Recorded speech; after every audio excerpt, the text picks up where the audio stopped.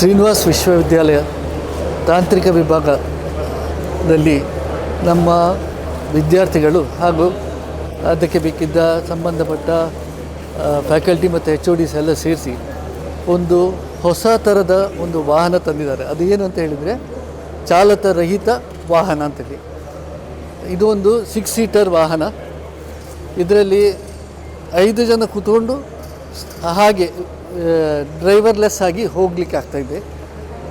ಇದರ ಟೆಕ್ನಾಲಜಿ ಹೇಗೆ ಅಂತ ಹೇಳಿದರೆ, ಇದು ಫಸ್ಟಿಗೆ ಒಂದು ಮ್ಯಾಪಿಂಗ್ ಮಾಡ್ತದೆ, ಆಮೇಲೆ ಯಾವಾಗ ಸಹ ಬೇಕಿದ್ರೂ ಒಂದು ಪ್ರೋಗ್ರಾಮ್ ಮಾಡಿ ಅದನ್ನು ಕಳಿಸ್ಬೋದು. ಎಲ್ಲಿ ಯಾವ ದಿಕ್ಕಿಗೆ ಬೇಕಿದ್ರೂ ಅದು ಹೋಗಿ ಬರಲಿಕ್ಕೆ ಆಗುವಂಥ ಒಂದು ವ್ಯವಸ್ಥೆ ಇದರಲ್ಲಿ ಆಗಿದೆ.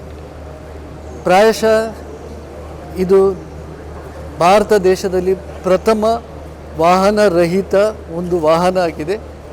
ಇದಕ್ಕೆ ತಾವೆಲ್ಲರೂ ಬಂದಿದ್ರಿ, ತಾವೆಲ್ಲರೂ ಒಂದು ಒಳ್ಳೆಯ ರೀತಿಯ ಪ್ರಚಾರ ಕೊಟ್ಟು ದೇಶಕ್ಕೆ ಒಂದು ಒಳ್ಳೆಯ ಉತ್ತಮ ಕೊಡುಗೆ ಆಗಲಿ ಅಂತೇಳಿ ನಾನು ನಿರೀಕ್ಷಿಸ್ತಾ ನಿಮ್ಮೆಲ್ಲರಲ್ಲಿ ಕೇಳ್ಕೊತಾ ಇದ್ದೇನೆ.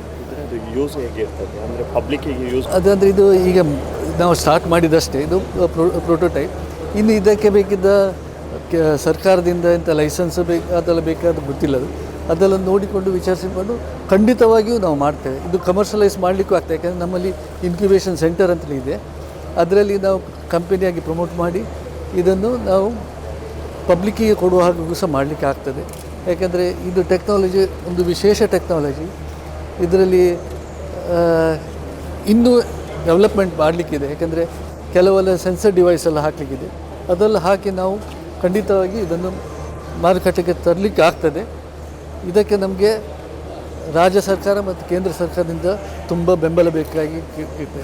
ಅದಕ್ಕೋಸ್ಕರ ನಿಮ್ಮ ಹತ್ರ ಎಲ್ಲ ನಾವು ಒಂದು ರಿಕ್ವೆಸ್ಟ್ ಮಾಡ್ತಾಯಿದ್ದೇವೆ, ನಮಗೆ ಒಂದು ಒಳ್ಳೆ ರೀತಿಯ ಒಂದು ಪಬ್ಲಿಸಿಟಿ ಕೊಡುವ ಹಾಗೆ ಮಾಡಿದ್ದೇನೆ. ಯಾಕೆಂದರೆ ಇದು ದೇಶದಲ್ಲೇ ಪ್ರಥಮ ಆದ ಕಾರಣ ಇದರಿಂದ ನಮ್ಮ ದೇಶಕ್ಕೂ ಒಳ್ಳೆಯದಾಗ್ತದೆ. ಅದಲ್ಲದೆ ನಮಗೆ ಬೇಕಿದ್ದರೆ ಇದನ್ನು ಎಕ್ಸ್ಪೋರ್ಟ್ ಮಾಡಲಿಕ್ಕೂ ಆಗ್ತದೆ. ಇದು ನಮ್ಮ ಆರ್ಥಿಕ ಇದಕ್ಕೂ ಸಹ ಸುಧಾರಣೆಗೆ ಸಹ ಒಳ್ಳೆಯದಾಗ್ತದೆ ಅಂತೇಳಿ ನನ್ನ ಭಾವನೆ. ಧನ್ಯವಾದ. ಅದಾದಮೇಲೆ ಈ ಆಟೋನಾಮಸ್ ಸಿಸ್ಟಮ್ ಏನಿದೆ, ಅದು ಆಟೋನಾಮಸ್ ಸಿಸ್ಟಮಿಗೆ ರೀಚ್ ಆಗಬೇಕಾದ್ರೆ ತುಂಬ ಕಾಂಪ್ಲಿಕೇಟೆಡ್ ಸಿಸ್ಟಮ್. ಸೊ ಈಗ ದೊಡ್ಡ ದೊಡ್ಡ ಕಂಪನಿ ಏನಿದೆ ಅವರು ಆಟೋನಾಮಸ್ ಸಿಸ್ಟಮ್ ಮಾಡಬೇಕಾದ್ರೆ ತುಂಬ 10 years ಆಫ್ ರಿಸರ್ಚಿಂದ ಅವರು ಸ್ಟಾರ್ಟ್ ಮಾಡಿರ್ತಾರೆ.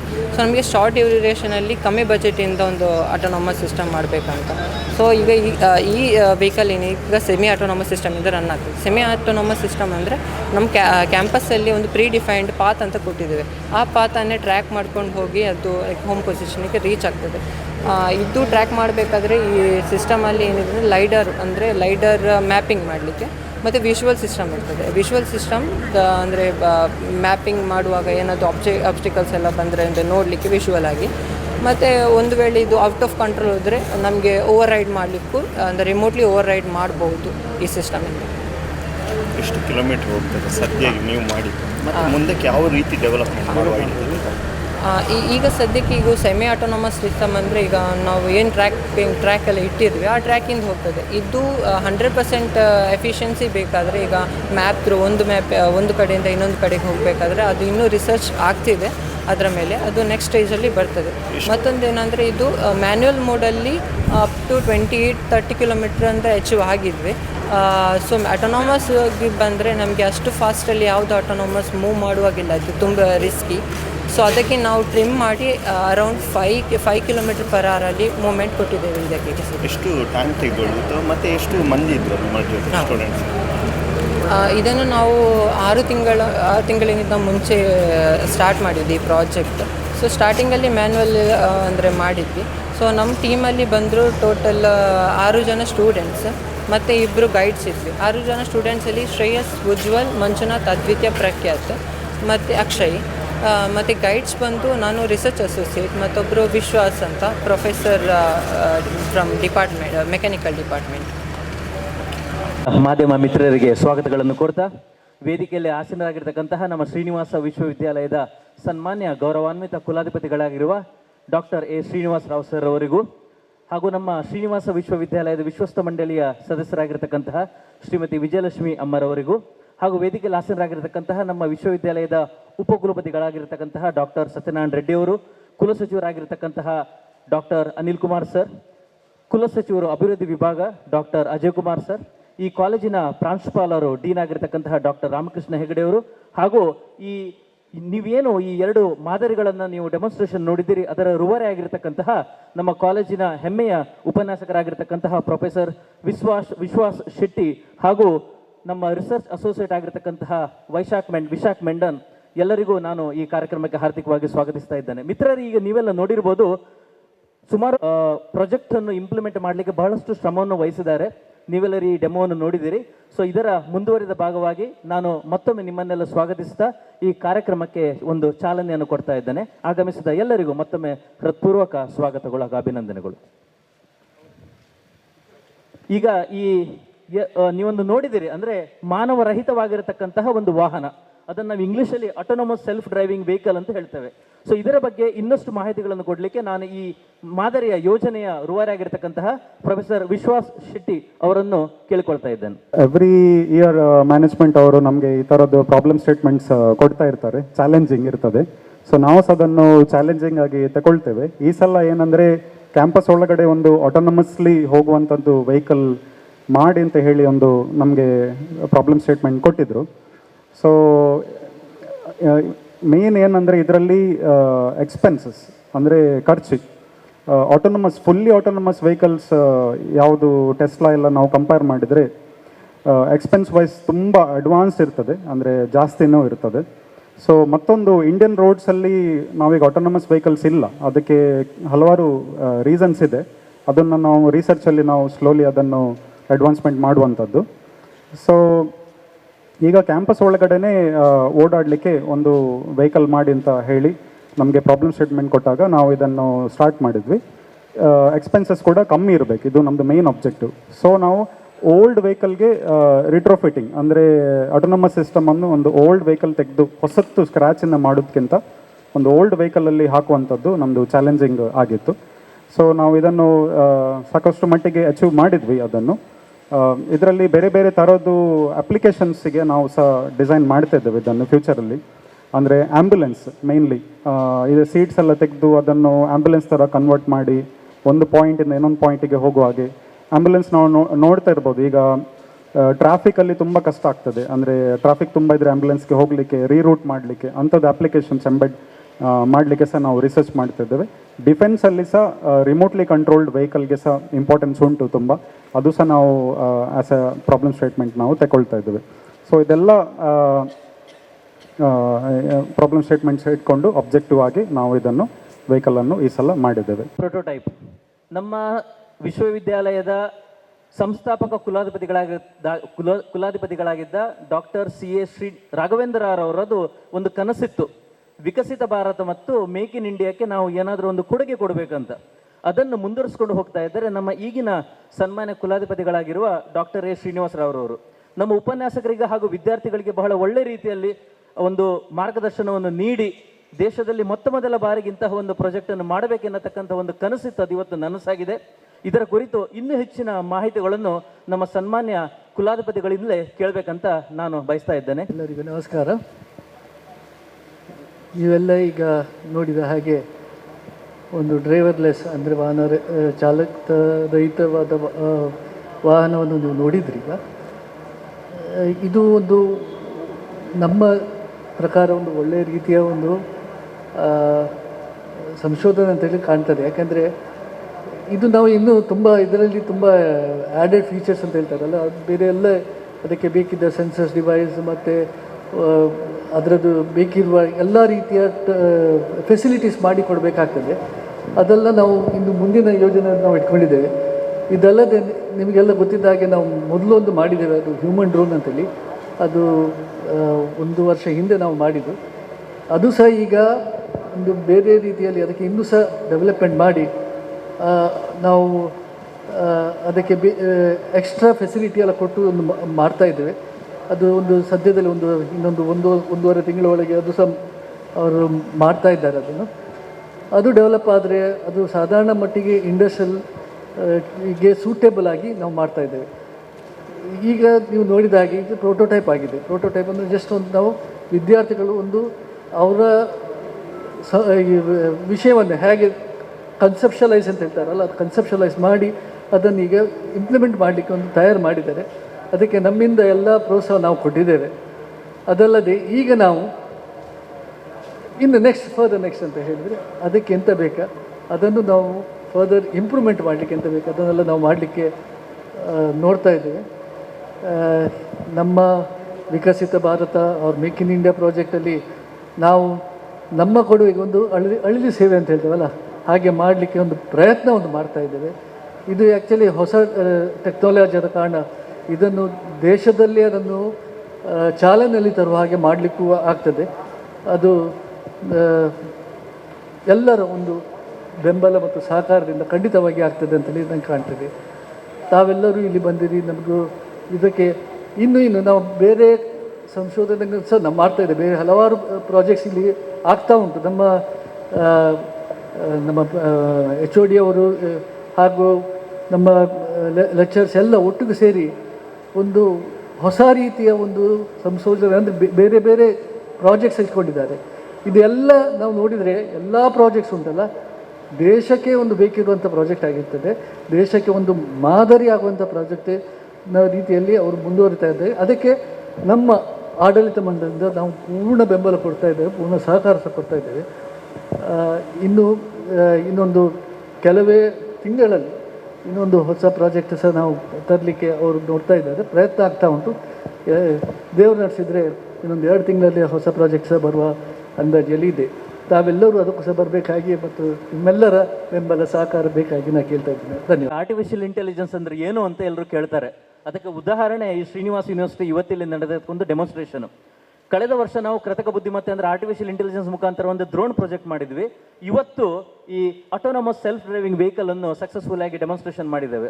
ಸೊ ಇದರ ಕುರಿತಾಗಿ ತಮ್ಮಲ್ಲಿ ಏನಾದರೂ ಪ್ರಶ್ನೆಗಳಿದ್ದರೆ ತಾವು ಕೇಳ್ಬೋದು ಅಂತ ಕೇಳ್ತಾ ಇದ್ದೇನೆ. ಏನಾದರೂ ಟೆಕ್ನಿಕಲ್ ಕ್ವಶನ್ಸ್, ಸ್ಪೆಸಿಫಿಕೇಶನ್ಸ್, ಇದರ ಏನು ಫಂಕ್ಷನಿಂಗ್ ಏನಾದರೂ ಕ್ವಶನ್ಸ್ ಇದ್ದರೆ ತಾವು ಕೇಳ್ಬೋದು. ಈ ಸೆನ್ಸರ್ ಸರ್, ಈಗ ಒಂದು ವೆಹಿಕಲ್ಗೆ ಕಣ್ಣು ಕಾಣಿಸಲ್ಲ, ಡ್ರೈವರ್ ಇರುವಾಗ ನಮಗೆ ನೋಡಿ ಡ್ರೈವ್ ಮಾಡ್ಬೋದು, ಸ್ಟೇರಿಂಗ್ ಎಷ್ಟು ತಿರುಗಿಸ್ಬೋದು, ಎಷ್ಟು ಅಂದರೆ ಅದೊಂದು ಮನುಷ್ಯನ ಒಳಗೆ ಎಂಬೆಡೆಡ್ ಆಗಿರುವಂಥದ್ದು. ಅದನ್ನು ನಾವು ವೆಹಿಕಲಲ್ಲಿ ಹಾಕಬೇಕಂದ್ರೆ ಅದು ಸೆನ್ಸರ್ ಮೇಲೇ ಅದು ಮುಖಾಂತರ ಅದು ಆಗುವಂಥದ್ದು. ಈಗ ನಾವು ಮೇನ್ ನೀವು ನೋಡಿರ್ಬೋದು ರೂಫಲ್ಲಿ ಒಂದು ಲೈಡರ್ ಅಂತ ಹೇಳಿ ಹಾಕಿದ್ದೇವೆ. ಲೈಡರ್ ಅದು ಅಲ್ಲದೆ ಅದು ಈಗ ಒಂದು ಮ್ಯಾಪ್ ಕ್ರಿಯೇಟ್ ಮಾಡ್ತದೆ. ಈ ಮ್ಯಾಪ್ ಅದನ್ನು ಪ್ರೊಸೆಸರ್ ಒಳಗಡೆ ಅದು ಫೀಡ್ ಮಾಡಿ ಅದರ ಮೇಲೆ ಟ್ರೈನ್ ಮಾಡ್ತದೆ. ಈಗ ಒಂದು ಪರ್ಟಿಕ್ಯುಲರ್ ಪಾತಲ್ಲಿ ಹೋಗ್ಬೇಕಂತ ಹೇಳಿದರೆ ಈ ಲೈಡರ್ ಮುಖಾಂತರ ಅದು ಹೋಗ್ತದೆ. ಅದು ಅಲ್ಲದೆ ಈಗ ಗಾಡಿದು ಪೊಸಿಷನ್, ಸ್ಟೇರಿಂಗ್ ಪೊಸಿಷನ್ ಎಲ್ಲಿದೆ, ಮತ್ತು ಗಾಡಿದು ಟೈರ್ ಪೊಸಿಷನ್ಸ್ ಎಲ್ಲಿದೆ, ಗಾಡಿ ಮೂವ್ ಆಗ್ತದಾ ಇಲ್ವಾ, ಇದೆಲ್ಲ ಒಂದು ಥರದ್ದು ಸೆನ್ಸರಿಂದ ಬರುವಂಥದ್ದು ಇನ್ಪುಟ್ಸ್. ಅದನ್ನು ತಗೊಂಡು ಅದು ಇಂಟಿಗ್ರೇಟ್ ಮಾಡಿ AI ಅಲ್ಗೋರಿಥಮ್ ರನ್ ಮಾಡಿ ಮತ್ತು ಅದನ್ನು ಫಾರ್ವರ್ಡ್ ಆಕ್ಸಲರೇಷನ್ಗೆ ಕೊಡ್ತದೆ. ಸೊ ಇದೊಂದು ಕಾಂಪ್ಲೆಕ್ಸ್ ಸಿಸ್ಟಮ್ ಬೇಸಿಕಲಿ. ಸಿಸ್ಟಮ್ ಹೇಗೆ ಅಂತೇಳಿ ಒಮ್ಮೆ ಅದು ಹೋಗಬೇಕಾಗ್ತದೆ. ಒಮ್ಮೆ ಮ್ಯಾಪಿಂಗ್ ಆದ ಮೇಲೆ ನಾವು ಅಲ್ಲೇ ಕೂತ್ಕೊಂಡು ಅದಕ್ಕೆ ಪ್ರೋಗ್ರಾಮ್ ಮಾಡಿದರೆ ಅದು ಅಲ್ಲಿಗೆ ಹೋಗಿ ಬರ್ತದೆ. ಅಲ್ಲಿ ಯಾರು ಬಂದರು ಅದೇ ಆಟೋಮೆಟಿಕ್ ನಿಲ್ತದೆ. ಅದಲ್ಲದೆ ಟರ್ನ್ ಮಾಡಬೇಕಾದ್ರೂ ಅಲ್ಲೇ ಟರ್ನ್ ಮಾಡಿಕೊಂಡು ಹೋಗ್ತದೆ. ಇದು ಆ ಸೆನ್ಸರ್ ಒಂದು ಬೇಕಾಗ್ತದೆ. ಅದು ನಾವು ಇನ್ ಫ್ಯೂಚರಲ್ಲಿ ಹಾಕ್ತಾ ಇದ್ದೇವೆ. ಬಜೆಟ್ ನಮಗೆ ಅಪ್ರಾಕ್ಸಿಮೇಟ್ಲಿ 4 lakhs. ಅಂದರೆ ನಾವು ಹಳತ್ತು ಗಾಡಿಯನ್ನು ಚೇಂಜ್ ಮಾಡಿದ್ದು. ಸೊ ಆಟೋನಮಸ್ ಕಾರ್ ತುಂಬ ಎಕ್ಸ್ಪೆನ್ಸಿವ್ ಇರ್ತದೆ, ಆದರೆ ನಾವು ಇದು ಓಲ್ಡ್ ಕಾರಲ್ಲಿ ಮಾಡಿರುವ ಕಾರಣ ಒಂದು 4 ಲಕ್ಷದಿಂದ 5 ಲಕ್ಷದ ಒಳಗೆ ಮಾಡಿದ್ದು. ಸೊ ಲೈಡಾರ್, ಓಡೋಮೆಟ್ರಿ ಮತ್ತು ಅಲ್ಟ್ರಾಸಾನಿಕ್ ಸೆನ್ಸರ್ಸ್ ಮತ್ತು ವೀಲ್ ಎನ್ಕೋಡರ್ಸ್, ಇದು ಸಹ ಇಂಪಾರ್ಟೆಂಟ್. ಎಲ್ಲ ಸೆನ್ಸರ್ಸನ್ನು ಇನ್ಪುಟ್ ತಗೊಂಡು ಅದು ರನ್ ಮಾಡ್ತದೆ. ಮತ್ತೊಂದು ನಾನು ತುಂಬ ಹೆಮ್ಮೆಯಿಂದ ಹೇಳಬೇಕಾಗುವಂಥದ್ದು, ಆಟೋನಮಸ್ ನಾವು AI ಅಸಿಸ್ಟೆನ್ಸ್ ಕೊಟ್ಟಿದ್ದೇವೆ. ಫ್ರಂಟ್ ಎಂಡಲ್ಲಿ ನೀವು ನೋಡಿರ್ಬೋದು ಒಂದು ಡಿಸ್ಪ್ಲೇಯಲ್ಲಿ, ಅದು ಪ್ಯೂರ್ಲಿ ಇಂಡಿಯನ್ AI. ಈಗ Indian multi language assistance use ಮಾಡ್ತಾ ಇದ್ದಾರೆ ನಮಗೆ ಗೊತ್ತಿರೋ ಹಾಗೆ. ಅಥವಾ ಇದರಲ್ಲಿ ಒಂದು ಇಂಡಿಯನ್ ನಾವು AI ಯೂಸ್ ಮಾಡಿದ್ದೇವೆ ಅದರಲ್ಲಿ. ಸೊ ಇದು ನಮ್ಮದು ಅಚೀವ್ಮೆಂಟ್ ಅಂತ ಹೇಳ್ಬೋದು. ಇಂಡಿಯನ್ AI ಅನ್ನು ಎಂಬೆಡ್ ಮಾಡಿ ಅದರದ್ದು TTS ಕನ್ವರ್ಷನ್ಸ್ ಯೂಸ್ ಮಾಡಿ ನಾವು ಅಸಿಸ್ಟೆನ್ಸ್ಗೆ ಯೂಸ್ ಮಾಡಿದ್ದೇವೆ ಇದರಲ್ಲಿ. ಸೊ ಇದರದ್ದು ಸ್ಪೆಷಾಲಿಟಿ ಸರ್. ಈಗ ಅದು ನೀವು ಅದನ್ನು ಆ್ಯಂಬುಲೆನ್ಸ್ ಆಗಿ ಮತ್ತು ಡಿಫೆನ್ಸಿಗೆ ರಿಲೇಟೆಡ್ ಆಗಿ ಕೂಡ ಯೂಸ್ ಮಾಡ್ತೀರಿ ಅಂತ, ಇನ್ನೂ ಅದರಲ್ಲಿ ತುಂಬ ಚಾಲೆಂಜಸ್. ಈಗ ಇಂಡಿಯನ್ ಆರ್ಮಿಯಲ್ಲಿ ಬಾರ್ಡರ್ ಫೋರ್ಸಸ್ಸಲ್ಲಿ ಸರ್ವಿಲೆನ್ಸ್ ತುಂಬ ಇಂಪಾರ್ಟೆಂಟ್. ಆಟೋನಮಸ್ ಸಿಸ್ಟಮ್ಸಲ್ಲಿ ಈಗ ಏರ್ ಬೋರ್ನ್ ಸರ್ವಿಲೆನ್ಸ್ ಇರ್ತದೆ ಮತ್ತು ಗ್ರೌಂಡ್ ವೆಹಿಕಲ್ ಕೂಡ ಇಂಪಾರ್ಟೆಂಟ್ ಇರ್ತದೆ. ಅಂದರೆ ಬಾರ್ಡರ್ ಲೈನಲ್ಲಿ ಸೋಲ್ಜರ್ಸನ್ನು ಫಸ್ಟ್ ತಗೊಳ್ಳುವಂಥದ್ದು ಸಿಸ್ಟಮ್ಸ್ ಈಗ ಕಡಿಮೆ ಆಗ್ತವೆ. ನಿಮಗೆ ಡ್ರೋನ್ಸ್ ನೋಡಿರ್ಬೋದು, ನಮ್ಮದು ಡ್ರೋನ್ಸ್ ಈಗ ನೆಕ್ಸ್ಟ್ ಫೇಸಲ್ಲಿ ರಿಸರ್ಚ್ ಮಾಡ್ತಿದ್ದೇವೆ. ಅದರಲ್ಲಿ ಸಹ ಆಟೋನಮಸ್ ಡ್ರೋನ್ಸ್ ಏನು ಬೇಕಿರ್ತದೆ. ಸೊ ಅದು ತುಂಬ ಇಂಪಾರ್ಟೆಂಟ್ ಈಗ. ಸೊ ಇದು ಫ್ರಂಟ್ ಲೈನಲ್ಲಿ ಆಟೋನಮಸ್ಲಿ ಯೂಸ್ ಮಾಡೋದು ಡಿಫೆನ್ಸಲ್ಲಿ. ಸೊ ಸೋಲ್ಜರ್ಸ್ ಒಂದು ಕಡೆಯಿಂದ ಕುತ್ಕೊಂಡು ಕಂಟ್ರೋಲ್ ಮಾಡಿ ಆಟೋನಮಸ್ಲಿ ವೆಹಿಕಲನ್ನು ಬಾರ್ಡರ್ ಲೈನ್ಗೆ ಕಳಿಸಿ ಸರ್ವಿಲೆನ್ಸ್ ಮಾಡಿ ವಾಪಸ್ ಬರುವಾಗೆ. ಸೊ ಇಂಥದ್ದೆಲ್ಲ ನಮಗೆ ಮ್ಯಾನೇಜ್ಮೆಂಟ್ ಅವರೆಲ್ಲ ತುಂಬ ಸಪೋರ್ಟ್ ಮಾಡ್ತಾ ಇದ್ದಾರೆ. ಸೊ ಎಲ್ಲ ಥರದ್ದು ಸಪೋರ್ಟ್ಸ್ ನಮಗೆ ಸಿಗ್ತಾ ಇದೆ.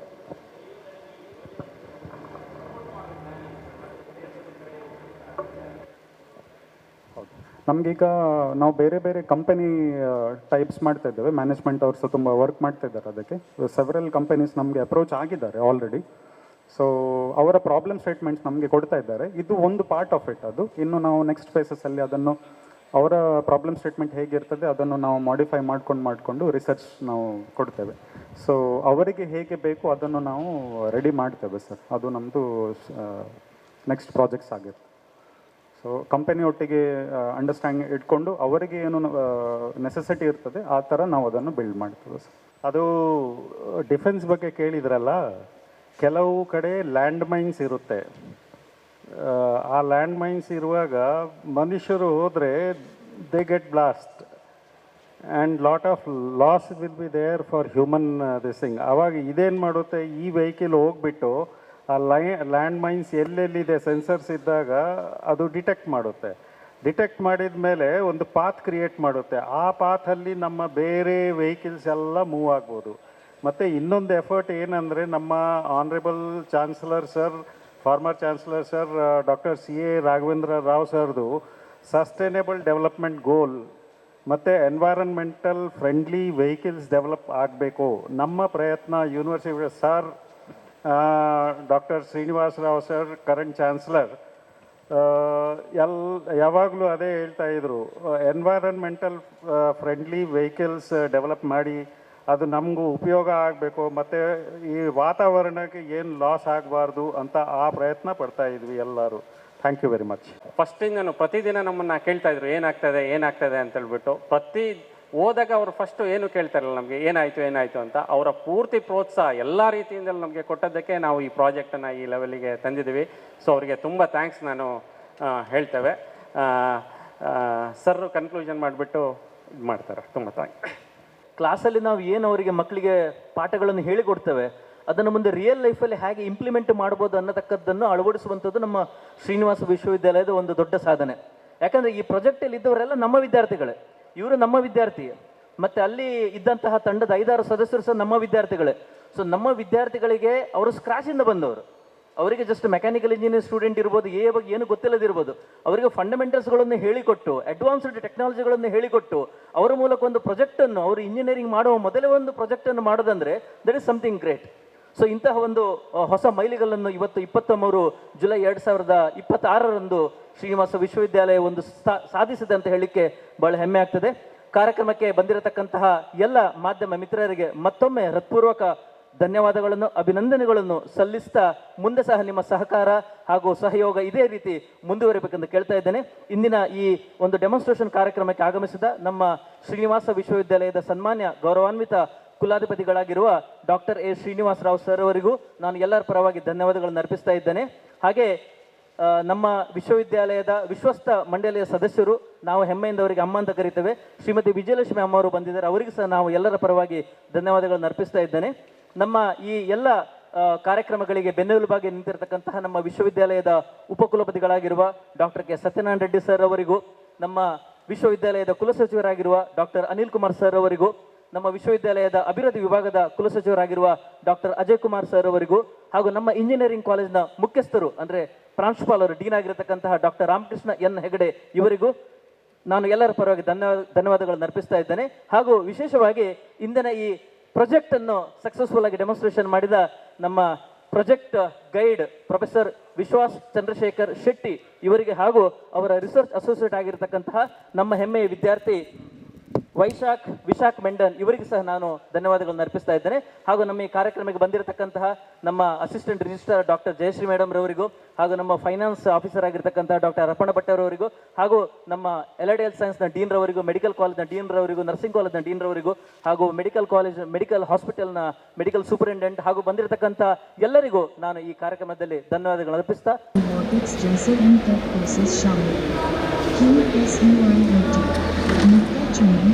समानांतर लैब्स प्रभावित प्रशिक्षित समूह.